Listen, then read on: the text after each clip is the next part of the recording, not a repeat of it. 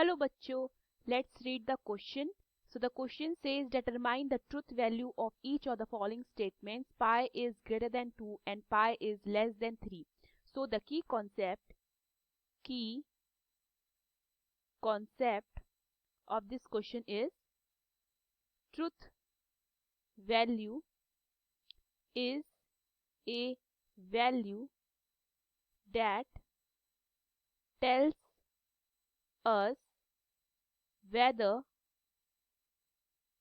the given statement is true और false. देखिए truth value क्या होती है, किसी भी स्टेटमेंट की हमें बताती है कि हमारे पास जो स्टेटमेंट गिवन है वो ट्रू है या फिर फॉल्स है। अगर उस स्टेटमेंट की ट्रूथ वैल्यू ट्रू होती है तो स्टेटमेंट क्या हो जाता है, ट्रू। अगर उसकी ट्रूथ वैल्यू फॉल्स होती है तो स्टेटमेंट क्या हो जाता है, फॉल्स। तो क्वेश्चन में मेरे पास स्टेटमेंट गिवन है pi is greater than 2 and pi is less than 3।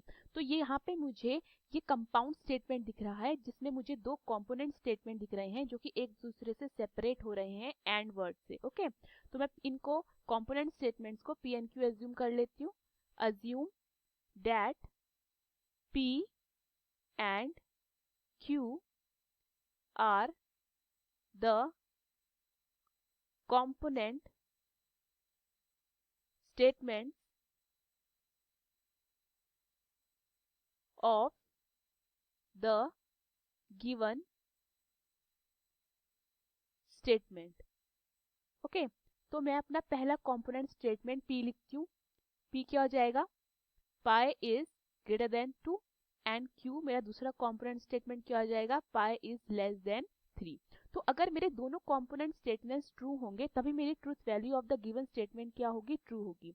तो देखिए पाई की वैल्यू कितनी होती है, पाई की वैल्यू होती है हमारी 3.141592535 and so on.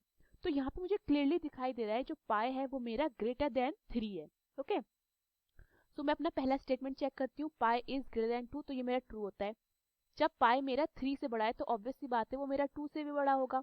And pi is less than 3 ये मेरा फॉल्स है, क्योंकि जो पाई की वैल्यू देखें अगर हम तो पाई हमारा क्या आ रहा है, वो 3 से बड़ा आ रहा है, तो ये वाला मेरा फॉल्स हो जाता है।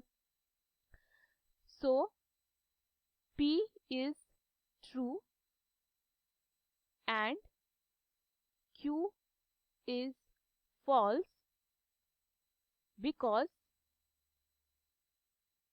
pi is greater than 3। Okay, जो हमारा पाई है वो 3 से बड़ा है, तो इसका मतलब वो 2 से बड़ा हुआ और 3 से भी बड़ा हुआ, 3 से छोटा नहीं होगा। Therefore, the truth value